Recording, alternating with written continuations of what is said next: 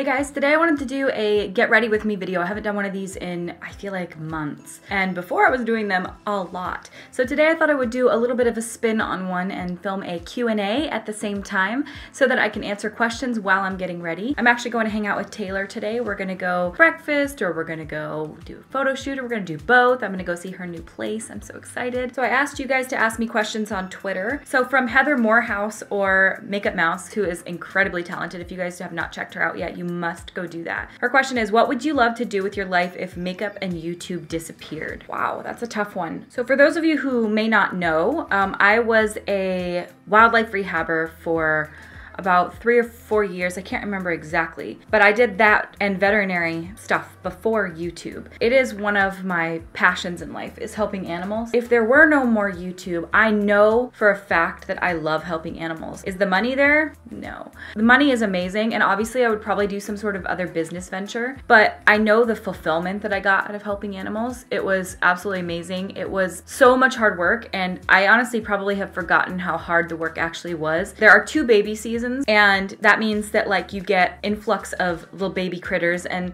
reasons that they come in are like mama squirrel gets hit by a car and all the other babies start falling out of the nest when they get too hungry, and then somebody finds the babies, brings them into the wildlife rehab, and then it's our job then to feed them as often as mom would feed them, raise them up nice and healthy, and re-release them back into the wild. So we would, you know, get squirrels, we would get raccoons, we would get deer, lots of deer. Probably the most were squirrels and raccoons, just so many. Lots of possums, tons of baby birds, and you know, you get the odd like coyote or bobcat or seal sometimes, but mostly it was those other little guys. There are 2 baby seasons each year for specific types of animals, and so what that means is like January, March, April, usually there's the first influx of babies, and so you'll get a call like every 20 minutes, people like, I found a baby raccoon, I found a baby squirrel. You try to do everything possible to reunite them with the parents, but if the parents are dead, they have to come in. Tons of animals, and I'm talking like,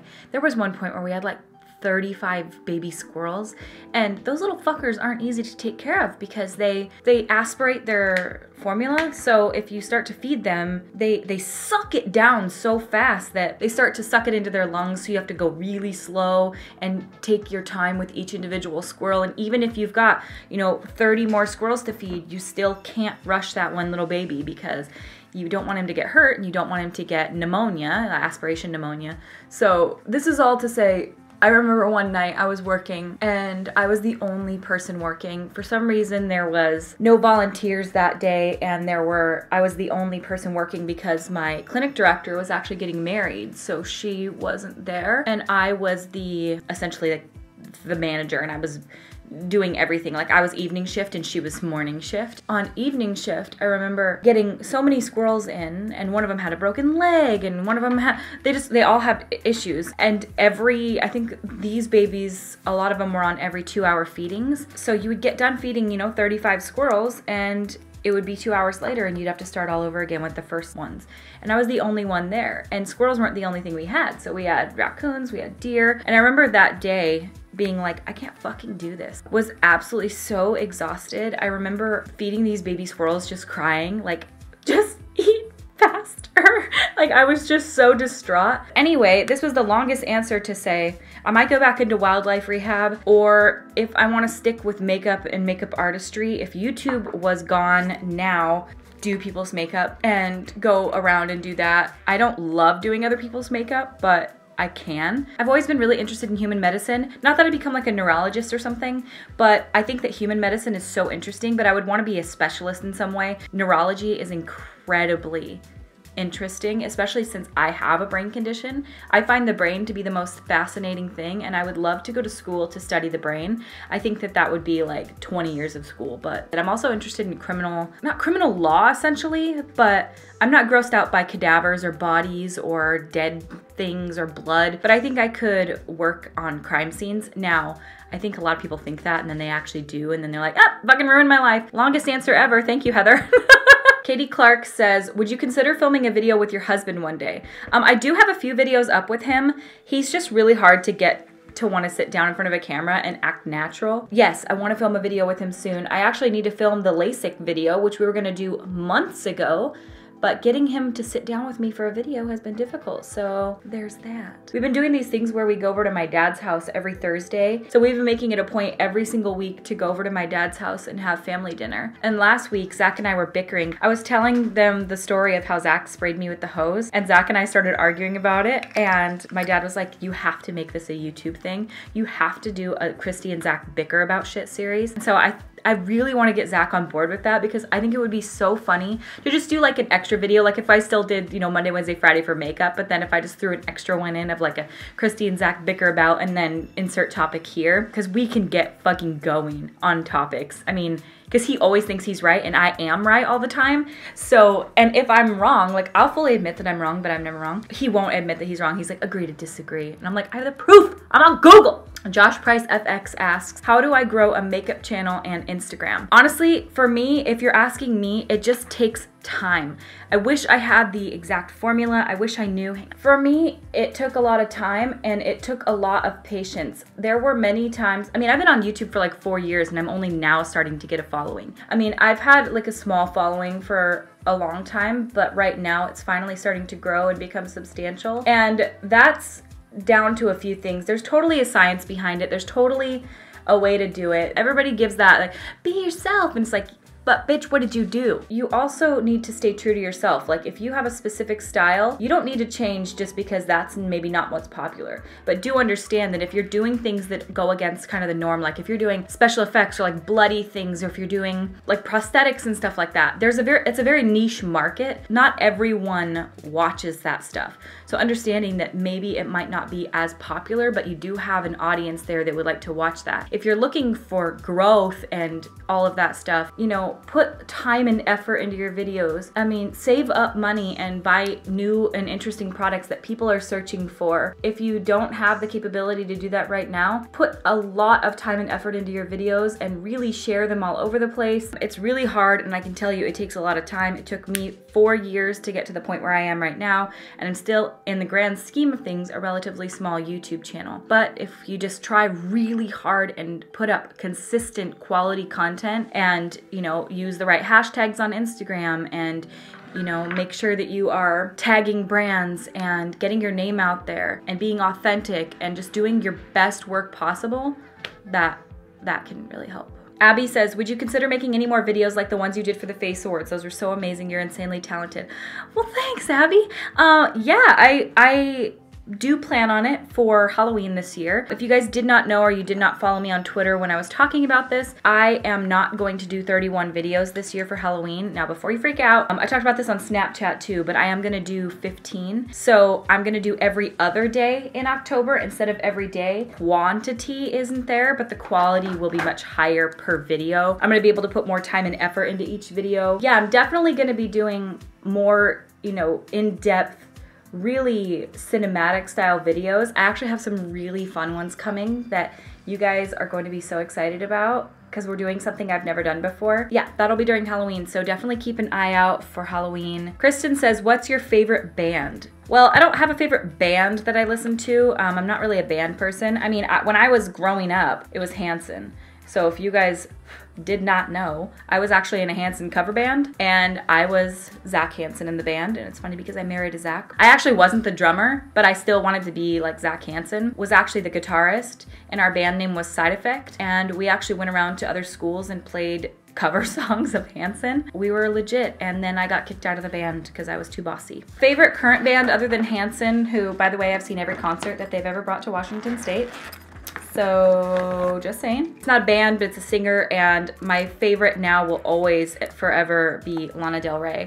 There's just something about her voice and her lyrics, and each album that comes out is exactly what I need at that specific moment in time. She is perfection in my eyes, and I love her. Nicolette and says, if you could only pick one, which would it be? Lipstick, gloss, lip stain, balm, or lip liner? That's the easiest question I've been asked so far, and it is absolutely lip gloss.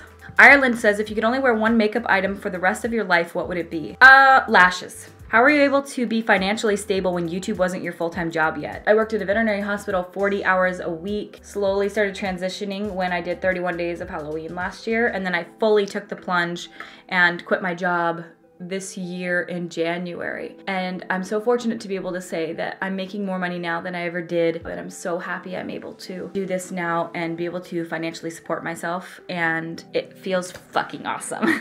Rebecca says, how do you feel about working with other YouTube creators, big ones and smaller ones? Does the sub number matter? It's not about the subscriber count to me. I mean, I love working with other people. I think that if they're a genuine, nice person, I don't really give a shit. It's not absolutely necessary to have a larger subscriber number, but a lot of people don't want to collaborate with you unless you can benefit them, meaning you have more subscribers than them. That's a downside because you're not going to see a lot of smaller creators on a lot of people's channels because it doesn't benefit the larger creator, which I understand totally. It's not like I expect anything. I love meeting other creators. Some people hate it. I don't like being let down when I meet somebody and you're like, ooh, you're not who I thought you were. And that happens sometimes where you really have high expectations for somebody and they do not meet those expectations. Either they're rude or they don't talk, or not that often, but it definitely happens where you'll really think that you're gonna get along with somebody and then you meet them and you're like, oh my God, you are nothing like what I thought you were gonna be. When did you realize you wanted to be a makeup artist and what made you realize that? From Charmaine. So how it happened was a really odd way, but essentially I had an old YouTube channel where I was trying to conceive a baby, and I tried that for 5 years and I could not get pregnant. No reason to feel bad, it just didn't happen. I felt like, what the fuck am I supposed to do now? I love being on YouTube. I didn't have much of a following. I think I only had 1,000 subscribers. I really wanted to continue doing YouTube, but I didn't know what to do. I was actually hanging out with Marie, Bits and Clips, for the first time. It was the first time we'd ever met each other, and she was asking me like, I know that you have struggled to have kids, because we were both in the same community, because she had just had Scarlett. Scarlett was like a little baby. She was like, do you know what you want to, continue doing? Are you going to keep this channel? And I remember saying like, I don't know what I want to do. I know I want to keep doing YouTube, but I don't know what my niche would be. And I had always talked about makeup. I even did like a couple of really shitty makeup tutorials on my other channel. I didn't know anything about makeup at all, but to somebody that didn't know anything at all, it seemed like I did because I wore makeup. So I was talking to Marie and she was like, well, why don't you do a beauty channel? And I was like, I don't know. I don't feel like I'm, beauty channel material. And she was like, well, I think you are. And so I was like, okay. I bought a new camera, I bought a lavalier microphone, some Coastal Scents 252 shadows, and a MAC paint pot. And I started a beauty channel. But I just kept practicing. I did not know shit about makeup, especially when I started this channel. Like you can see if you go back to my oldest videos, which you really shouldn't, but I know all of you are going to now. I didn't know anything about makeup. I didn't know how to apply it. I mean, my skin looked like so dry. But what it comes down to is when I started doing it and I started posting to Instagram and I started posting on YouTube, it challenged me because I've always been an artist on paper. Makeup is so much different. It's almost harder in a way. And so I just kept practicing and practicing and failing and practice and fail, and then I would get a little better. But I remember I was watching YouTube and I stumbled across Samantha Ravindall, or back then she was known as Battleash, became inspired with makeup like I had never been before, tagging her all the time. And because I was so obsessed with her, not in a creepy way, but in like a, when somebody just really inspires you, that's how that was for me. Was tagging her like every day, being like, inspired by Sam from Battleash, inspired by Sam. And I learned how to like kind of overdraw my lips a little bit and started using lashes for the first time. And she messaged me back and was like, if you ever need help with, Instagram or growing your page or anything like that, I think you're talented and I would like to help you. And I literally ran around my front yard screaming for like 25 straight minutes, like literally crying, because she was like the first person to like acknowledge me online, and she had at that time like 400,000 followers, and for her to just like acknowledge me was such a huge uplifting moment. And so she told me kind of what I should do: post often, practice all the time, just do my absolute best. And so I took her advice and I fucking ran with it.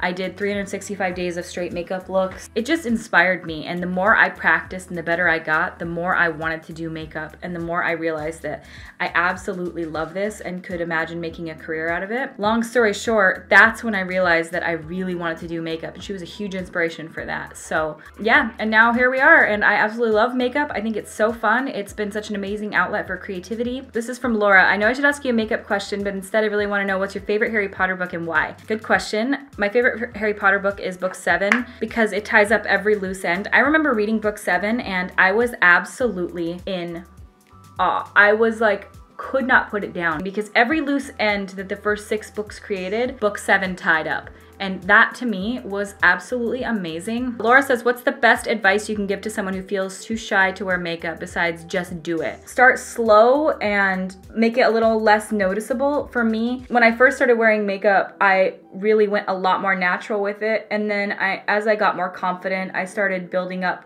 to wearing lashes that basically touch my eyebrows. You don't need to worry so much because at the end of the day, makeup totally washes off. It's just makeup. If people make you feel weird about it, you literally just tell them that. I've had people like, you're wearing too much makeup. And I'm like, oh my God, but it washes off. I feel like a hot ass bitch in it and suck 27,000 dicks, okay? So Michaela says, what's the coolest thing about being a beauty influencer? Probably, as cheesy as this sounds, like community online for me is amazing. Like I love meeting other creators, but that's just one part of it for me. Meeting subscribers is 1,000 times better than meeting other creators. So inspiring to know that there are people out there who watch your videos and who actually gain something from watching you, because I felt for the longest time like I just had nothing to offer. Getting to interact with brands too, I think that that's so cool. Brands who treat their influencers great is amazing, and being able to work with brands and like when they fly you out, it just is still so surreal to me.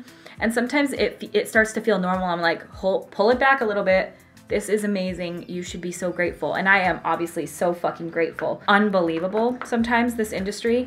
It's crazy too, just how much it's grown since I've started. There was not PR brand trips when I started. There was not really much money in this. I mean, makeup was such a small subset of YouTube at that point. Like there was really only Candy Johnson, Jaclyn Hill, Michelle Phan, and then people trying to get to the top. I remember Manny wasn't even a thing when I started YouTube. Manny wasn't a thing, like he's a thing now, but just to see how it's blossomed in the last few years is amazing. And now that I'm sort of becoming a part of that growth is so cool to me. I just can't even believe it sometimes. Like, fuck, is this even real, man? If I could only wear one makeup look, what would it be? And that's Princess Kenny. Probably like a really bronzy eye look with like a glossy lip. Like for the rest of my life, like that would make me comfortable. Kind of like a nude glossy lip with like a bronzy eye look and huge ass lashes with like natural looking brows. Brittany says, did you always have the intention of doing YouTube full time? How did you know when the time was right? Time was right for me when I started really feeling like I wasn't able to put my all into my real job anymore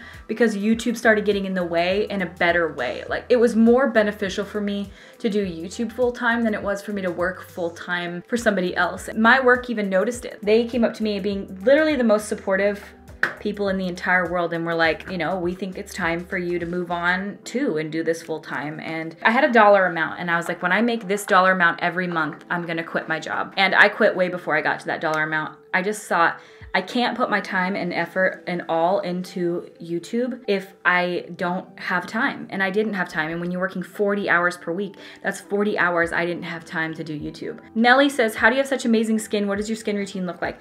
Well, thank you, number one. I hardly do anything. I use the Boscia cleansing ball to remove my makeup, and I use the either Clinique Moisture Surge moisturizer or the Dr. Jart water gel moisturizer, I think it's called. The most honest answer is when I switched to a high-fat diet, my skin improved massively, like massively. Fats in my diet must be just making my skin better. I've lost 30 pounds, just feel so much better. I just don't eat carbs, I don't eat sugar. I eat lots of vegetables and, you know, proteins and high fat and lots of avocados and shit like that. My skin is just thriving now. It just is. I don't do anything that good. You could live anywhere, where would it be and why? Well, I can probably live anywhere I want, and I still continue to choose Washington for some reason. Washington is the perfect state in my opinion. If you're talking like out of the United States, I feel like I would love to live in, you know, either Switzerland or like Bora Bora or something, but I think I would get sick of the heat and I would get sick of the isolation. So honestly, I really love Washington State. I've lived here my entire life. It's absolutely beautiful. There's nothing wrong with it. It's just perfect. I mean, people ask me all the time, like, when are you moving to LA? And I'm like, fucking never. Alicia May says, did you ever think this would become your career? Now that you're living it, is it all that it seemed to be? No, I never thought that I would actually be able to do this full time, actually make a decent living off of it, and this would be my life. Now that I'm living it, is it all that I thought it was gonna be? Yes and no. I don't feel any different than I did when I had 5,000 subscribers to when I have 160 something thousand subscribers or a few 100,000 on Instagram. It feels exactly the same. I thought that I would feel different. I thought that I would feel more like important and I don't feel any different in that way. And I used to think that like when I got to a certain number or when I got to a certain milestone that I would feel different, and I don't feel different. I mean, I feel different in the way that like I get more notifications on my phone. I thought that when I got to 100,000 subscribers that I was gonna be rich as fuck, and I thought that I'd be able to like fix my life and that brands would be emailing me every 2 seconds, go tripping with Tarte and shit, and weirdly enough, that hasn't happened yet. So like, Tarte, where are you? So no, it isn't exactly what I thought it was gonna be. Is it still amazing? Yes. What makes me really happy in the YouTube community and really mad? I do not like entitled people. I think that people who are entitled are gross, and I think it's fucking dumb. I think that when people complain about this job being really hard, they've never had a real job and they don't understand what real hard jobs are like, and that is one of my biggest pet peeves. I fucking hate that. We are valuable in a way, and there is a niche market for YouTubers and makeup artists and things like that, and you know, advertising, but we're also not deserving of the world because we put fucking makeup on our face, and I really hate it when people are super entitled. It's gross. What makes me really happy? I love it when you meet somebody online and they far exceed your expectation of how amazing they are. I'm gonna use an example here. Candy Johnson, absolutely phenomenal. And you know she is online, but you're like, well, maybe when you meet her, she wouldn't be. Nope, she is. Nicest person in the entire world. And I feel like more people in the world need to be that way, not just the makeup community. So I love it when you meet somebody who's humble. This person said Jake Paul or Logan. Well, I don't know who Logan Paul is. I assume it's his brother. If he's anything like Jake Paul, then neither. Jake Paul is human garbage, and I don't like him. Have you always been that open and honest with people as you are in videos? I'm honest in the way that like if you ask me a question, I'm gonna give you the answer you probably don't want to hear, but I'm very kind about it, and I apologize 87,000 times when I'm doing it. I do not like upsetting people. I just don't like it. I think that I don't like hurting feelings, and so like if you ask me like, does this make me look fat? Like you shouldn't ask me that, because I'm not gonna be like, yeah, you look fat as fuck. I mean, like if we're best friends, I'm gonna be like, yeah, that accentuates kind of the wrong areas, but I will like always say it in the nicest way possible. Rhea says, do you want kids? If so, how many and how soon? No, I don't want kids anymore. I tried for 5 years, couldn't happen. I know a million people are then gonna ask, are you gonna adopt or have a surrogate? No, we've come to the conclusion that we right now do not want children. If maybe one day we ever do, we'll cross that bridge when we get there, but we've come to terms with the fact that we are not going to be parents, and I am totally cool with not having kids. On a bad day, what is the one thing that always makes you feel better? My husband, unless he's the reason for the bad day. He's somebody, or like my niece, like I cannot be mad when I'm around Avery. She's just a beautiful little free spirit, and I just love her so much, and an Avery hug can cure everything. My dad is also really helpful. My family, like I just need my family. They are so helpful to me. Also Mad Eye, my kitties, like if I'm feeling particularly upset, like how can you be upset when your face is snuggled into kitty fur? It's just literally impossible. Do you have an end goal with your YouTube? Advance as it feels correct. You know, if I start collaborating with brands or coming out with my own line of products or doing something. I have big plans in my life. Like if I become a millionaire, I have so many good things that I would do with that money. I have so many things I would want to do with it. Obviously, I would get my shit in order first. Like I would pay off my house, I would fix everything up, I would help my family and stuff like that. Like if I had millions of dollars, but then I would build another wildlife rehab and I would fund it. And then I would also build an area for, you know, abandoned cats and dogs and other rescue animals like bunnies that people buy and don't fucking want, piece of shit. I would start an organization to stop human trafficking, and I have so many things that I would want to do that are so much bigger than YouTube and makeup. I love it so much, but it's not my ultimate end goal is to be some like rich person sitting on my riches. Like I want to do more with the money. I have a few questions. What camera lens lighting do you use for your videos? Favorite place to get backdrops? I will talk about this in a full separate video, but right now I use the Canon 80D for my camera. I use a Rode VideoMic Pro for my audio. My lens is the Sigma 18 to 35 millimeter f1.8 lens. I also use a monitor over here so I can see myself for color grading and stuff like that. My backdrops are sheets that I got from the thrift store because I'm not about buying $75 backdrops when it's just literally a color behind me. So I go to like Value Village or those stores, I go into the sheet section, and a lot of times there's really bright, awesome, colorful sheets there. And so I just get like twin or full-size sheets and I tack them to the wall behind me, and they're cheap as fuck. They're like usually $2. Final question, and this one's kind of deep. This is a question question maybe you don't want to answer, and that's okay, but how did your mom die and how old were you? If you guys don't know, my mom died when I was 16. She had stage 4 breast cancer. That was the worst experience of my entire life, and it shaped a lot of who I am as a person. I would never wish cancer on my worst enemy. It is horrifying. My mom was the nicest person in the entire world. You know how you meet those people and they're just really fucking good people? Like really, really, really good. Like my mom was always good to the people that nobody else liked. You know, she would always be kind to the underdog. She would find the person that didn't have any friends and she would befriend them. And she used to make people puppets of themselves, like as gifts, like for fun. And she loved the Doors, and she loved Nirvana, and she loved Elvis, and she just loved listening to music. And she was such a good mom. I mean, God, so attentive, such a sweetheart, such a good person. I mean, you know, everyone, when somebody dies, everybody's all about talking about how good of a person they were, even if they were kind of a piece of shit. You know, they're like, they were so nice. It's like, yeah, but you hated them. Not my mom. My mom was actually the nicest person. So somebody like her going through what she had to go through, I can't imagine anything happening to Zach. I think that if Zach died and I had to see him go through that hell, I would just literally lay down on the ground outside and just let the earth take me. Like, I want to suffer. I want to like feel pain. I want to die because he's my other half. Like, he's my absolute best friend in the whole world. How could I live? How? And my dad did, and he like, how? I would never have met Zach if it weren't for that. I was engaged to somebody else. That's a whole nother fucking story. My mom dying made me into like a little punk rocker, scene kid, angsty, cryy, emo ass bitch. Because of that is how I met Zach, because he was also that way. And so had it not been for that, I probably would be married to somebody else with a whole bunch of fucking kids or something. And not that that wouldn't have been fine, but Zach is my soulmate. Like, you know when you meet somebody and you just are the exact same? We are the exact same person. Like, we are actually soulmates. Like, I know that I will be with him for the rest of my life. I know some people say that, but there's no question in my mind. The love I have for that guy is just unbelievable. And so that would have never happened if my mom hadn't passed away. And would I do anything to get her back? Fuck yeah, especially because Zach never got to meet her. Whew, yeah, it really shaped my whole life, and that was the longest answer ever. But that's gonna be the last question that I answer. I think there's probably like 40 more on here that I didn't get to answer, and I'm so sorry. If I missed your question, I will do another Q&A in the future. And I hope this video was any interesting for you guys, and I hope that, you know, you got a little more of an insight into who I am. And I thank you guys so much for taking the time out of your day to ask me, and I love you guys so much. I will list all of the products that I used in this video in the description in case you guys want to pick something up if you like the way that it looked, or if you know, if you guys have not yet, make sure you subscribe to my YouTube channel. I put out new videos every Monday, Wednesday, and Friday. Also, you can follow me on all my other social media stuff. Everything is RawBeautyKristi. Hit like on this video if you liked it. I love you guys so much. Thank you so much for watching, and I will see you at my next video.